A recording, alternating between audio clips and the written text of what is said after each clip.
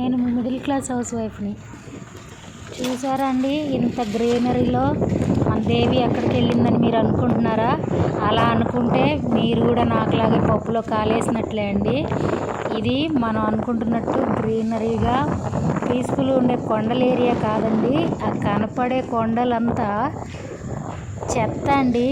చెత్తతో 2 పెద్ద కొండలే రెడీ అయిపోయాయంటే నాకు ఎంత ఆశ్చర్యంగా ఉందో మీరు నమ్మరు. 60 స్పీడ్లో వెళ్తున్న బండి మీద అది క్రాస్ చేయడానికి మాకు ఒక 10 మినిట్స్ పైనే పట్టిందండి.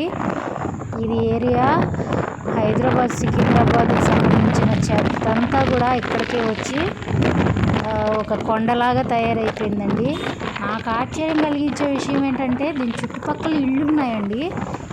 ఆ చెత్త నుంచి వచ్చే మురికి నీళ్ళంతా కింద నుంచి ఊరుతాయి కదా, వాళ్ళు ఎలా ఉంటున్నారు ఆ స్మెల్కి? మేమైతే అసలు ఆ 10 నిమిషాలు భరించలేకపోయామండి. మా బాబుకి అయితే వామిటింగ్స్ కూడా అయినాయండి.